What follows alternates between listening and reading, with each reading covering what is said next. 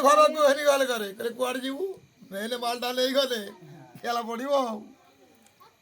माँ को कहले ए सोन घर को आनी अपूर्व भोजन या को कर तू रंधन खाइले तो सहेब मन माँ बोइला जम भणी ये कि कर्म कलु काहू आनी कहार ए कोईर बला केमते तो सत बलिला जमनकर घरे यही काले अतिथि एक प्रवेशिले ता देखी बालक को नहीं गंभीर भितरे लुचाई माता को बोले जमराज सत्तर कर रंधा कार्य कदली बाड़ी रे प्रचुर आनी तीण बेगे कर शुण माता बेगे चली बाड़ी रे खोजती कदली 10 फेणिया कांदी छाड़ी आनिले 2 फेणिया लोड़ी देखिण जम जे हसिले माता को डाकिण बोइले केते कदली हवा नहीं या को आनिल किंपाई जननी बोइले रे सुत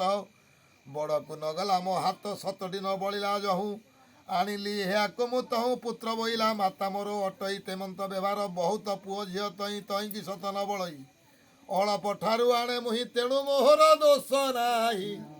तू जी बड़ कदली आनी छोट आनलु मोसी छोट धरी पड़े आसे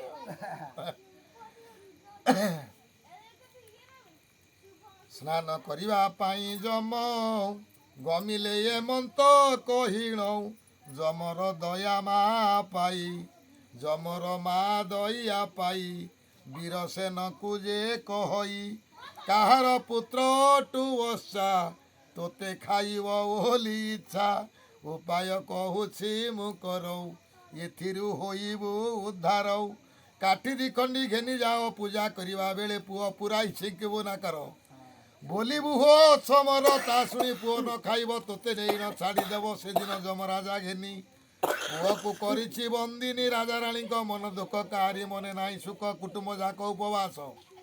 खोजंती बनगिरी देश नागर देई ग्राम ग्राम करंती लोक अन्वेषण हो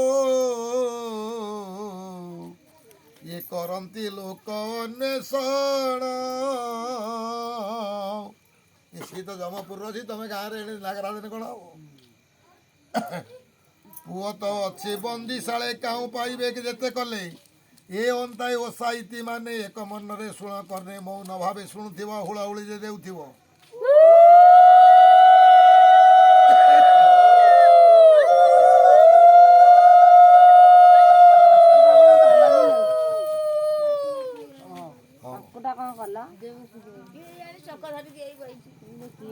स्नान रोजम राजा आसी पूजा करने बसी हेमंत बेले विरेशन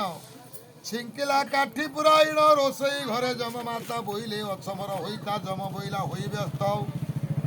किकल भो मात अछमर हुओ बोइल क्या हेमंत कहल जहाँ खाइबार साइती थोइथिली